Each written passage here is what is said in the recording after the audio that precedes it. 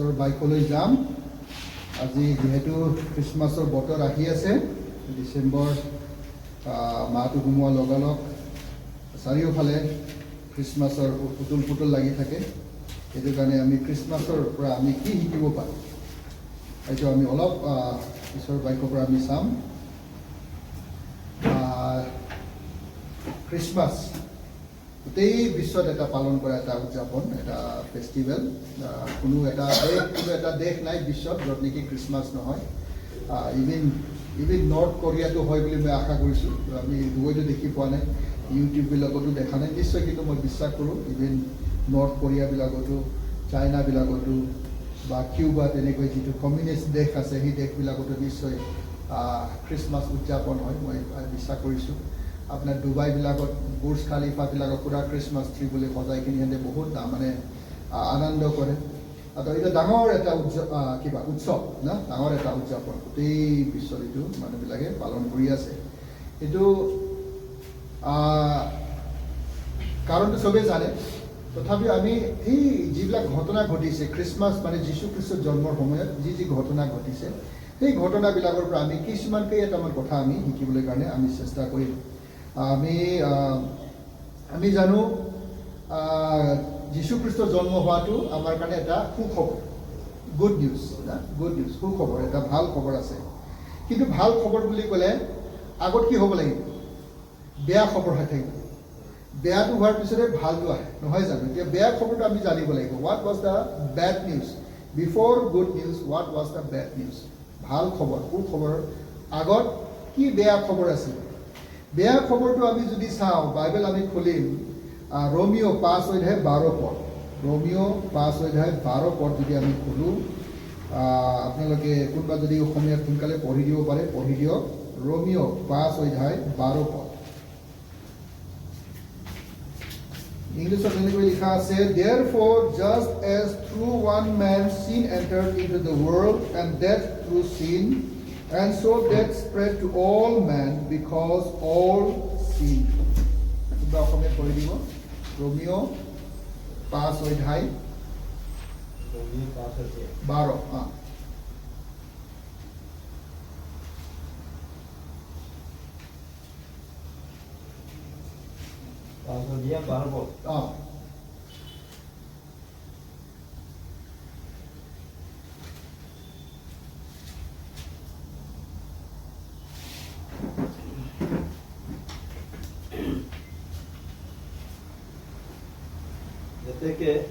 5:12। এতেকে যেনেকৈ এজন মানুহৰ দ্বাৰাই পাপ আৰু পাপৰ দ্বাৰাই মৃত্যু জগতত সোমাল, আৰু সকলোৱে পাপ কৰাত সেই মৃত্যু সকলো মানুহলৈকে ব্যাপি গ'ল। ঠিক আছে, থেংক ইউ। এতিয়া কি বেয়া খবৰটো কি আছে? যে এজন ব্যক্তিৰ যোগেদি পাপ আহিল, আৰু সেই পাপৰ যোগেদি কি আহিল? মৃত্যু আহিল। আৰু সেই মৃত্যু আৰু পাপটো সকলো মানৱলৈ গুচি গ'ল, সকলো মানৱ জাতি ন। আমি যদি ৰোমিঅ 3:23 পদটো যদি আমি পঢ়োঁ, তাতো দেখি পাব। ৰোমিঅ 3:23 পদ হ'ব লাগে, 23 পদ। For all have sinned and fall short of the glory of God.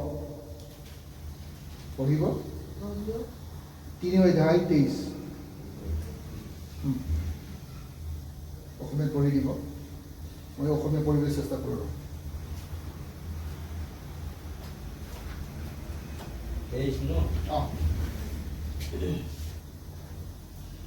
কিয়নো একো প্ৰভেদ নাই, কিয়নো একো প্ৰভেদ নাই, কাৰণ সকলোৱে পাপ কৰিলে ঈশ্বৰ আৰু ঈশ্বৰৰ মহিমাৰ পৰা বঞ্চিত হৈছে। অ'কে, এইটোৱে হৈছে বেয়া খবৰটো। অ'কে, বেয়া খবৰ, থেংক ইউ। বেয়া খবৰটো কি হৈছে? আমি দেখিছোঁ প্ৰথম ৰোমিঅত দেখিছে 5:12 পদত যে এজন ব্যক্তিৰ যোগেদি কি আহিছে? পাপ সোমাইছে, আৰু পাপৰ যোগেদি কি আহিছে? মৃত্যু আহিছে। আৰু সেই পাপ আৰু মৃত্যুটো অকল এজন মানুহৰ তাত নহয়, গোটেই মানুহৰ জীৱনত আহিছে। সেইটো কাৰণে গোটেই মানুহৰ জীৱনত কি আছে? পাপ আছে, মৃত্যু আছে। আৰু ৰোমিও 3 অধ্যায় 23 পদতো একেই কথাই কৈছে যে সকলো মানৱ জাতি একো প্ৰভেদ নাই। প্ৰভেদ নাই মানে যদি আমি ওপৰৰ পৰা যদি পঢ়ি আহে তাত প্ৰভেদ নাই মানে তাত আদিবাসী, বড়ো, অসমীয়া, বেংগলী, আমেৰিকান, অষ্ট্ৰেলিয়া এনেকা বুলি প্ৰভেদ নাই। সকলোৰ মাজত সকলো মানৱ জাতিৰ মাজত কি আহিছে? পাপ আহিছে। পাপ অহাৰ যোগেদি কি আহিছে? মৃত্যু আহিছে। এইটো হৈছে চবতকৈ ডাঙৰ এটা মানৱ জাতিৰ সমস্যা, ডাঙৰ সমস্যা, যি সমস্যাৰ পৰা মানুহে উদ্ধাৰ বিচাৰি আছে, যে মানৱ জাতিক পাপৰ পৰা কেনেকৈ উদ্ধাৰ পাব। এইটো এটা ডাঙৰ সমস্যা, ডাঙৰ এটা বেয়া খবৰ মানৱ জাতিৰ অৰ্থে। এতিয়া আকৌ ইয়াৰ লগতে যদি আমি বাইবেলৰ পৰা যদি আমি চাওঁ, মালাখাইটো লিখিব নালাগে, যে মালাখাইৰ কথা মই ক'ব যোৱা নাই, কিন্তু মালাখাইটো চব মানে লাষ্ট এজন ব্যক্তি আছিলে যিজনে নেকি ঈশ্বৰৰ লগত কি কৰিছিলে? কথা বাৰ্তা কৰিছিল, যাক আমি ইংলিছত প্ৰফেট বুলি কয়, যাক আমি নাবী বুলি কওঁ। নবী মানে যোনে নেকি ঈশ্বৰৰ লগত কথা বাৰ্তা কৰে। ঈশ্বৰে যি কথা মানৱ জাতিৰ কাৰণে ক'বলৈ ইচ্ছা আছে, এই কথাবিলাক নবীক জনাই, নবীয়ে মানৱ জাতিৰ ওচৰলৈ আনে। তো মালাখাইটো লাষ্ট আছিলে। মালাখাইটো যীশুখ্ৰীষ্টৰ জন্ম নোহোৱাৰ প্ৰায় 432 432 বছৰৰ আগৰ ব্যক্তি, 432 বছৰৰ আগৰ ব্যক্তি, যীশুখ্ৰীষ্ট জন্ম নোহোৱাৰ আগত।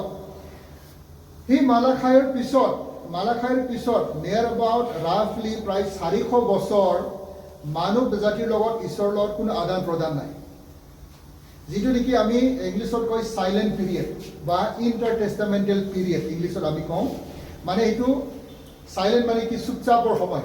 ঈশ্বৰে মানুহৰ লগত কথা পতা নাই, মানুহে ঈশ্বৰৰ লগত কথা পাতি পোৱা নাই।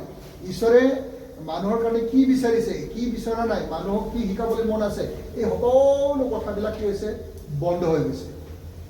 কাৰণ মালাখাইটো লাষ্ট এজন নবী, লাষ্ট এজন ভৱিষ্যবক্তা, তাৰপিছত আৰু ভৱিষ্যবক্তা নাই। 400 years 400 বছৰ মানুহৰ লগত ঈশ্বৰৰ লগত কোনো আদান প্ৰদান নাই। এটা বেয়া খবৰ, এইটো বেয়া খবৰ, কাৰণ মানুহৰ লগত আদান প্ৰদান নাই। 400 years তাৰপিছত 400 বছৰৰ পিছত ঈশ্বৰে আকৌ মানুহৰ লগত কথা পাতিবলৈ আৰম্ভ কৰিছে। কাৰ যোগেদি? জোহন দ্য বাপ্তিষ্টৰ যোগেদি ঈশ্বৰে আকৌ কথা ক'বলৈ আৰম্ভ কৰিছে। আমি গম পাব, আমি প্ৰথমতে আমি পঢ়িম। ইয়াৰ পিছত কিন্তু চাব, বেয়া খবৰটো আমি বুজি পাইছোঁ। বেয়া খবৰটো কি? এজন মানুহৰ যোগেদি পাপ আহিল, পাপৰ যোগেদি মৃত্যু আহিল। তাৰপিছত এই মৃত্যুটো সকলো মানৱ জাতিক বিয়পি গ'ল। এই পাপৰ পৰা উদ্ধাৰ পাবৰ কাৰণে মানুহে ঈশ্বৰৰ পৰা খবৰ পাব লাগিব, ঈশ্বৰে কি বিচাৰিছে, কি বিচৰা নাই। কিন্তু মানৱ জাতিৰ লগত ঈশ্বৰে বাৰ্তালাপ নকৰাকৈ কিমান বছৰ হৈছে? 400 বছৰ। 400 বছৰ মানুহৰ লগত ঈশ্বৰে কথা বাৰ্তা কৰা নাই। এইটো লাষ্ট ভৱিষ্যবক্তাটো হৈছে মালাখীৰ পিছত আৰু নাই। তাৰপিছত 400 বছৰৰ পিছত, মালাখীৰ পিছত 400 বছৰৰ পিছত জোহন দ্য বাপ্তাইজৰ লগত ঈশ্বৰে আকৌ কথা পাতিবলৈ আৰম্ভ হৈছে। এইটো হৈছে আমাৰ কাৰণে good news. Okay, good news কেতিয়াৰ পৰা আকৌ আৰম্ভ হৈছে? কিয় আৰম্ভ হৈছে? আমি যদি বাইবেল খোলো, গালাতিয়া 4 অধ্যায় 4 পদ, গালাতিয়া 4 অধ্যায় 4 পদ আমি যদি পঢ়ো, তাত দেখি পাব। গালাতিয়া পাইছে কোনোবা? গালাতিয়া 4 অধ্যায় 4 পদ।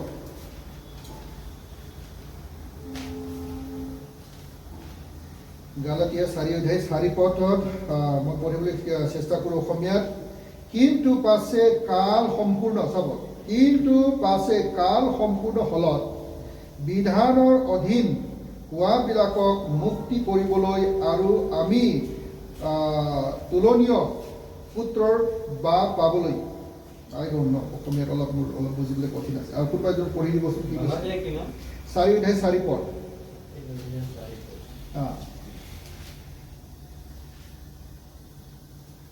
4 অধ্যায় 4 পদত কৈছে ইংলিছত, but when the fullness of the time came, God sent forth his son, born of a woman, born under the law. পঢ়িবচোন। কিন্তু পাছে কাল সম্পূৰ্ণ হলত বিধানৰ অধীন হোৱাবিলাকক মুক্ত কৰিবলৈ আৰু আমি তুলনীয়া পুত্ৰৰ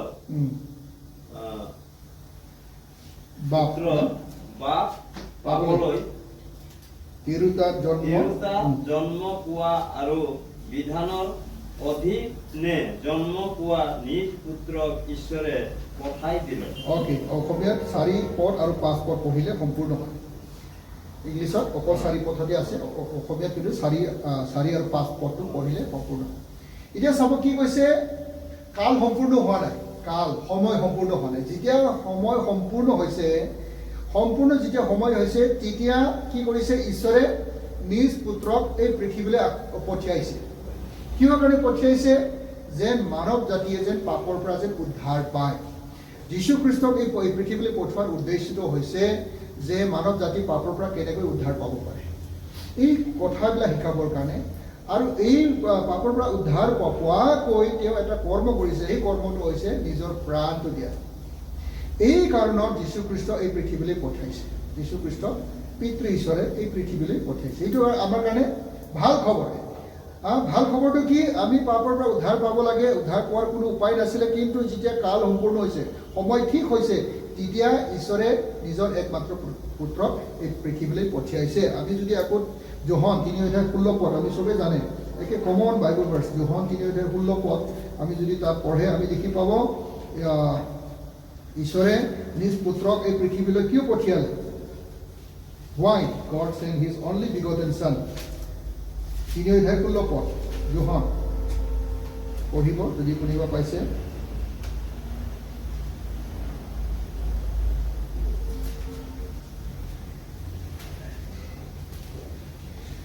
অধ্যায় 16 পদ ইয়াতে এনেকৈ কৈছে, কাৰণ ঈশ্বৰে জগতক ইমান প্ৰেম কৰিলে যে তেওঁ নিজৰ একমাত্ৰ পুত্ৰকে দান কৰিলে, যাতে যিকোনোৱে তেওঁক বিশ্বাস কৰে তেওঁ নষ্ট নহয়, কিন্তু অনন্ত জীৱন পায়।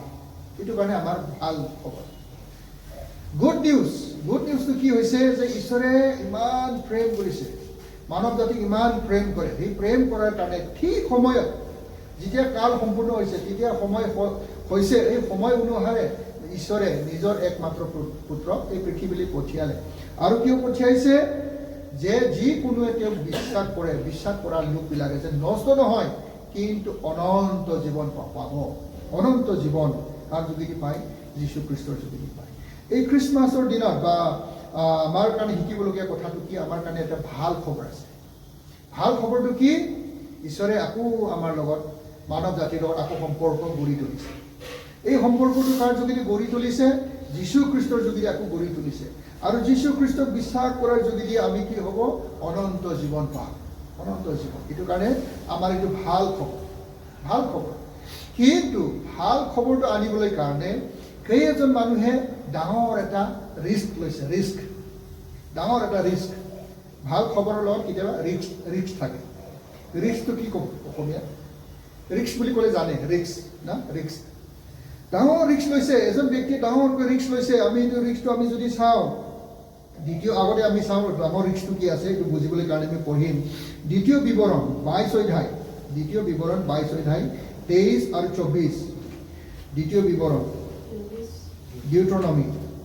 ডিউট্ৰনমি chapter 22 verse 23 and 24। কোনোবা যদি পাইছে, ডিউট্ৰনমি 23,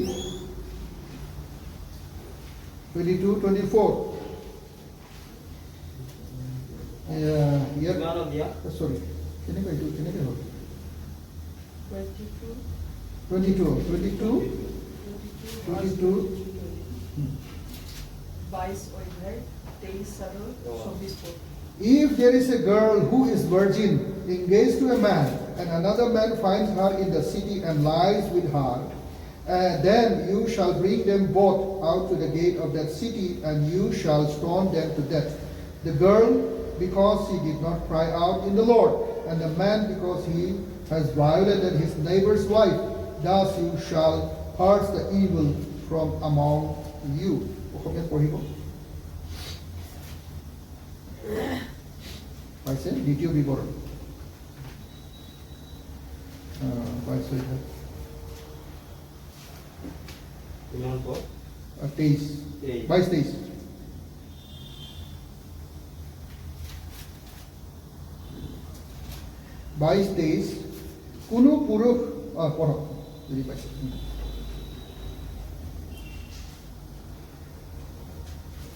22 অধ্যায় 22 আৰু 23 পদ কোনো পুৰুষে যদি স্বামী থকা তিৰোতাৰ লগত শয়ন কৰোঁতে ধৰা পৰে তেন্তে তিৰোতাৰ লগত শয়ন কৰা পুৰুষ আৰু তিৰোতাজনী দুয়োটাৰে প্ৰাণদণ্ড হ'ব তাৰপিছত এইদৰে তুমি ইছৰাইলৰ মাজৰ পৰা তেনে দুষ্টতা দূৰ কৰিবা থেংক ইউ হ'ব এইখিনি হ'লে হ'ব তেনেকৈ দুষ্টতা দূৰ কৰিবা কেনেকৈ দূৰ কৰিব লাগিব যোনে তেনেকৈ কৰ্ম কৰে সেই কৰ্ম কৰা ব্যক্তিবিলাকক কি কৰিব লাগে পাথৰ দুলাই কিনি তেওঁলোকক মাৰি কিনি মৰাই দিব লাগে আৰু এতিয়া চাব মেৰীৰ ঘটনাটো চাব মেৰী অলৰেডি জোসেফৰ লগত বিয়া হ'বলৈ অলৰেডি কথা বাৰ্তা হ'ল ইংলিছত কয় বেট্ৰডেড মানে ইংগেজমেণ্ট হৈ গ'ল আজিৰ তাৰিখত আমি কয় ইংগেজমেণ্ট হৈ গ'ল ইংগেজমেণ্ট হোৱাৰ পিছত কেইদিনমান পিছত গম পালে যে মেৰী এতিয়া কি হৈছে গৰ্ভৱতী হৈছে এতিয়া বিবাহৰ আগতে যদি গৰ্ভৱতী হয় যিহুদী নিয়মত কি আছে কি কৰিব লাগে কি পঢ়িলো আমি এতিয়া মাৰি পেলাব লাগে এতিয়া কিন্তু চাওঁ মেৰীয়ে ক'ব পাৰিলেহেঁতেন স্বৰ্গদূতক প্ৰভু এইটো অসম্ভৱ কাৰণ মই এতিয়া অবিবাহিত মই যদি বিবাহীৰ আগতে যদি গৰ্ভৱতী হয় তেনেহ'লে পাব্লিকে মোক টানি লৈ যাই কিনে ৰাস্তাত সকলো ৰাইজৰ আগত মোক পাথৰ দি দুলিয়াই কিনে মোক মাৰিব পাথৰ মাৰি কিনে মোক মাৰি পেলাব গতিকে প্ৰভু মোক এই দায়িত্বটো নিদিবা এই কামটো নিদিবা বুলি মেৰীয়ে ক'ব পাৰিলেহেঁতেন কাৰণ এইটো যিহুদীবিলাকৰ নিয়ম যিহুদীৰ নিয়ম যে বিবাহৰ আগত যদি গৰ্ভৱতী হয় সেই মহিলাজনক পাথৰ মাৰি কিনি মাৰি পেলাব কিন্তু মৰিয়মে সেইটো কোৱা নাই মৰিয়মে সেইটো নকৰিলে ডাঙৰ এটা ৰিস্ক ল'লে যে যীশুখ্ৰীষ্টক এই পৃথিৱীলৈ আনিবৰ কাৰণে মেৰীয়ে ডাঙৰ এটা ৰিস্ক লৈছে এটা ডাঙৰ এটা দায়িত্ব লৈছে যি হ'লে হ'ব বাইবেলত যদিও কোৱা নাই যি হ'লে হওক বুলি নাই কোৱা তথাপিও আমি বুজি পাইছোঁ নিশ্চয় পৃথিৱীত যীশুখ্ৰীষ্টক মুক্তিদাতাক মানৱ জাতিৰ উদ্ধাৰৰ অৰ্থে লাগিলে মই মৰিব লাগিলে মৰক তেনেকৈ এটা ডাঙৰ এটা সাহস লৈ কিনি মেৰীয়ে কি কৰিছে ডাঙৰ এটা ৰিস্ক লৈছে ৰিস্ক লৈ কিনি কি কৰিছে যীশুখ্ৰীষ্টক এই পৃথিৱীলৈ জন্ম দিছে তো আমাৰ কাৰণে ডাঙৰ শিকিবলগীয়া কথাটো কি আছে আমাৰ কাৰণে বেয়া খবৰো আছে ভাল খবৰো আছে ভাল খবৰৰ লগত ৰিস্কো আছে কিন্তু ৰিস্কটো মেৰীয়ে লৈছে তেনেকৈ আমিও আমাৰ জীৱনত ভাল কৰ্মৰ কাৰণে ঈশ্বৰৰ ৰাজ্যৰ কৰ্মৰ কাৰণে ঈশ্বৰৰ কামৰ কাৰণে যদি ৰিস্ক ল'বলগীয়া আছে কিবা যদি ৰিস্ক আছে তথাপিও আমি ল'ব লাগিব কাৰণ এইটো মানৱ জাতিৰ কাৰণে এইটো মংগলময় হয় এইটো ভালৰ কাৰণে হয় যেনেকৈ মেৰীয়ে মানৱ জাতিৰ মংগলৰ কাৰণে যীশুখ্ৰীষ্টক ডাঙৰ এটা দায়িত্ব লৈ এটা ডাঙৰ এটা ৰিস্ক লৈ কিনি এই পৃথিৱীত জন্ম দিলে এইটো আমি মেৰীৰ পৰা আমি শিকিব পাৰোঁ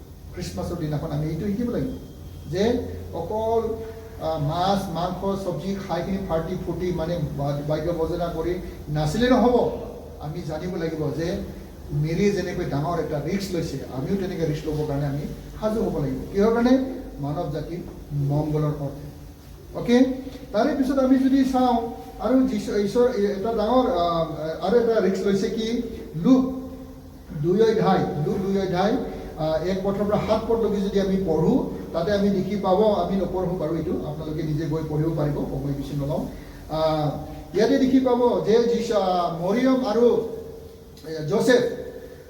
জোসেফ কি কৰিছে জোসেফে মেৰীক লৈ কিনি ক'ত গৈছে বেথলেহেমলৈ গৈছে বেথলেহেমলৈ কিয় গৈছে কাৰণ এইটো সময়ত পিয়ল ৰেজিষ্ট্ৰেশ্যন হৈছে যেনেকৈ আমি এই NRC হওঁতে NRC মানে এইটো আমাৰ কাৰণে এতিয়া বুজিবলৈ সহজ হৈছে NRCৰ সময়ত চবেই নিজৰ ঠাইলৈ দৌৰি গৈছে না নিজৰ পিতৃ বা আটাৰ ঠাই ক'ত আছিলে কি আছিলে ক'ত আছিলে এইবিলাক চবেই বিচাৰি ফুৰিবলগীয়া হৈছে কিয় কাৰণ ডাটা দেখাব লাগিছিলে যে হয় মই অমুকত সন্তান হয় মোৰ দেউতা অমুক গাঁৱৰ মানুহ হয় ইমান এইটো চাওক ভোটাৰ লিষ্টত আছে এইটোত আছে সেইটোত আছে বিভিন্ন যি মাটি পাতা হওক কিবা এটা প্ৰমাণ দেখাবলগীয়া হৈছে ঠিক তেনেকৈ জোসেফ আৰু মেৰীও তেওঁবিলাকে নিজে যে মানে ইজৰাইলৰ সন্তান হয় যিহুদী সন্তান হয় এইটো প্ৰমাণ দেখাবৰ কাৰণে তেওঁবিলাক ক'লৈ গৈছে বেথলেহেমলৈ যাওঁতে কি হৈছে তাত হোটেলবিলাক চব ফুল আলহী ঘৰবিলাক ফুল কাৰণ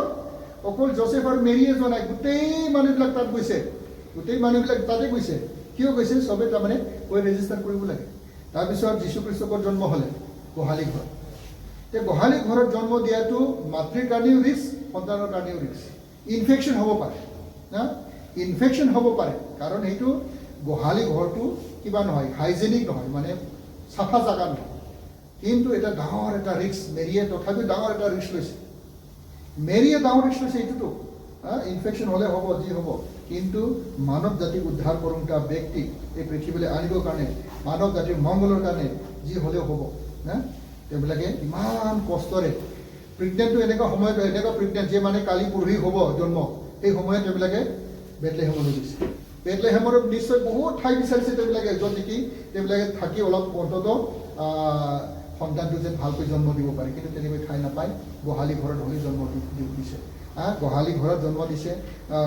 গৰু গাইবিলাক যিটো মানে দানা খোৱা যিটো কিবা তাতে বা কেঁচুৱা খুৱাইছে, যীশুখ্ৰীষ্ট খুৱাইছে। ডাঙৰ এটা ৰিস্ক, মেডিকেলি এইটো ৰিস্ক আছে, but they took the risk, তেওঁবিলাকে ৰিস্ক লৈছে। আৰু আমি আৰু এটা সমস্যা তাত দেখিছোঁ, মঠি, আপোনালোকে লিখি লৈ যাব পাৰিব, মঠি 2:16, মঠি 2:16, মঠি 2:16 আমি এটা ঘটনা দেখি পাইছে। যেতিয়া হেৰড ৰজাই গম পাইছে যে যীশুখ্ৰীষ্ট জন্মিল, যিহুদী জাতিৰ ৰজা জন্মিল, মানৱ জাতিৰ ৰজা জন্মিল, সেই গম পোৱাৰ পিছত কি কৰিছে? হেৰডে আদেশ দিছে যে 2 বছৰৰ বয়সৰ তলৰ যিমান ল'ৰা জন্মিছে, 2 বছৰৰ তলৰ যিমান ল'ৰা জন্মিছে, সেই সময়ত সকলোকেইটাক বধ কৰিবলৈ কাৰণে হেৰডে আদেশ দিছে। আৰু তেনেকৈ সকলো গাঁৱে ভূঞে চহৰে নগৰে গৈ কিনি হেৰডৰ সৈন্যবিলাকে 2 বছৰৰ তলৰ যিমান ল'ৰা আছিলে সকলোবিলাকক বধ কৰিছে। ৰিস্ক, ডাঙৰ এটা ৰিস্ক, ডাঙৰ এটা ৰিস্ক। কাৰণ কিন্তু ঈশ্বৰে তেওঁবিলাকৰ কাৰণে ঈশ্বৰে পথ দেখুৱাইছে। তেওঁবিলাক ঈশ্বৰে আগতীয়াকৈ স্বৰ্গদূত পঠাই কিনি খবৰ দিছে যে এতিয়া হেৰডে এনেকুৱা আইন আনিছে, গতিকে তোমালোকে ল'ৰাটো আৰু মাক লৈ কিনি তোমালোকে ক'লৈ যোৱা?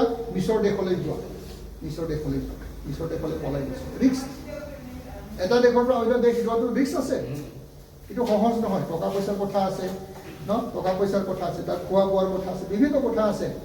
তেওঁবিলাকেতো মানে বহুত টকা পইচা নিশ্চয় লৈ যোৱা নাই, কাৰণ তেওঁবিলাকে খালি নাম ৰেজিষ্টাৰ কৰিবহে গৈছে। নাম ৰেজিষ্টাৰ কৰিম, নাম ৰেজিষ্টাৰ শেষ হোৱাৰ পিছত আকৌ আমি ঘূৰি আহিম নিজৰ ঘৰলৈ, সেইটো সেনেকুৱা উদ্দেশ্য লৈহে গৈছিলে। কিন্তু সেইটো যদি আমি চাওঁ, নিশ্চয় তেওঁবিলাক বহুত টকা পইচা লৈ যোৱা নাই।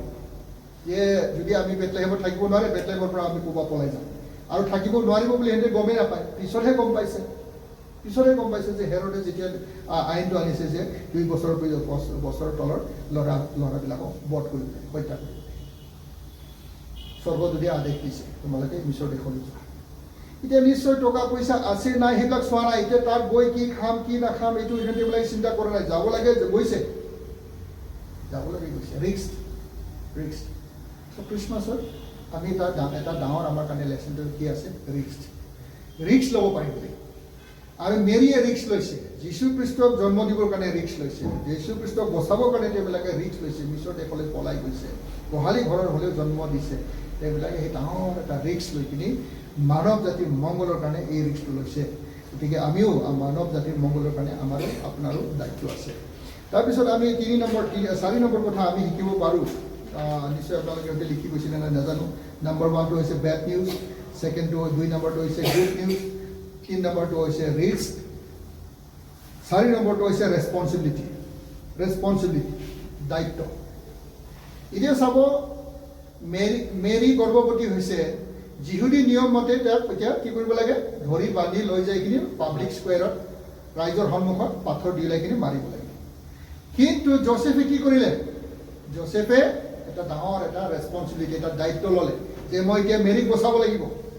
বাইবেলত যদিও কোৱা নাই যে মই মেৰীক বচাব লাগিব, কিন্তু কাহানীটো তেনেকৈ কৈছে যে মেৰীক মই যদি মই বিবাহ মোৰ ঘৈণীয়েক বুলি যদি মই কিবা নকৰোঁ, গণনা একচেপ্ট যদি নকৰোঁ, তাক যদি মই গ্ৰহণ নকৰোঁ, মানুহে তাক আজি মাৰি পেলাম। গতিকে অৱশ্যে ঈশ্বৰৰ আদেশ দিছে যে জোচেফ তুমি চিন্তা নকৰিবা, যি গৰ্ভৱতী হৈছে এইটো মানে ঈশ্বৰৰ পৰা হৈছে, তুমি এইটো কাৰণে চিন্তা নকৰিবা।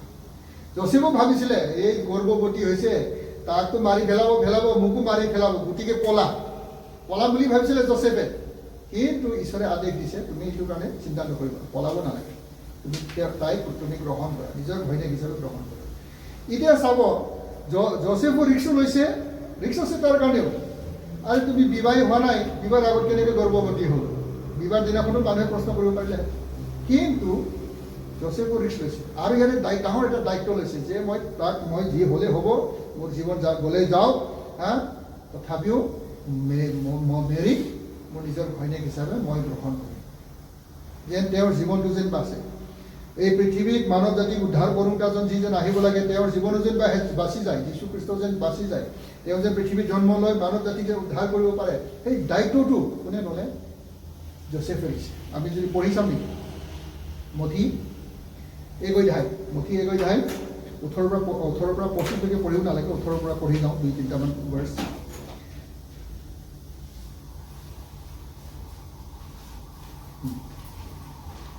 যীশুখ্ৰীষ্টৰ জন্ম এইদৰে হৈছিল। তেওঁৰ মাক মৰিয়মক জোচেফলৈ বান্ধন কৰা হলত তেওঁলোকৰ একেলগ হোৱাৰ পূৰ্বেই তেওঁ পবিত্ৰ আত্মাৰ পৰা গৰ্ভৱতী হোৱা পালে। তাতে তেওঁৰ স্বামী জোচেফে এজন ধাৰ্মিক লোক হোৱাত তেওঁক ৰাইজক আগত নিন্দাৰ পাত্ৰ কৰিবলৈ ইচ্ছা নকৰি গুপুতে ত্যাগ কৰিবলৈ মন কৰিলে। কিন্তু চোৱা, তেওঁ এইবোৰ কথা চিন্তা কৰোঁতেই প্ৰভুৰ দূত এজনে তেওঁক সপোনত দৰ্শন দি ক'লে, হে দাউদৰ সন্তান জোচেফ, তোমাৰ ভাৰ্যা মৰিয়মক গ্ৰহণ কৰিবলৈ ভয় নকৰিবা, কিয়নো তেওঁ গৰ্ভ পবিত্ৰ আত্মাৰ পৰা হৈছে। তেওঁ এটি পুত্ৰ প্ৰসৱ কৰিব, আৰু তুমি তেওঁৰ নাম যীশু থবা, কাৰণ তেওঁৱেই নিজৰ লোকক তেওঁবিলাকৰ পাপবোৰৰ পৰা ত্ৰাণ কৰিব। প্ৰভুৱে যি বচন ভাৱবাদীৰ দ্বাৰাই কোৱাইছিল বোলে, চোৱা, এইটো এৰি কিনে আমি অলপ তলত পঢ়ি যাব, সেই চিন্তা এইটো 24 পদ। পাছে জোচেফে টোপনিৰ পৰা উঠি প্ৰভুৰ দূতে তেওঁক আজ্ঞা দিয়াৰ দৰেই কৰি নিজৰ ভাৰ্যাক গ্ৰহণ কৰিলে। 24 পদ। কি কৰিলে? মৰিয়মক গ্ৰহণ কৰিলে নিজৰ ৱাইফ হিচাপে, নিজৰ ভাৰ্যা হিচাপে কি কৰিছে? গ্ৰহণ কৰিছে। ৰেছপনচিবিলিটি লৈছে। কোনে লৈছে? জোচেফে লৈছে। গতিকে আমি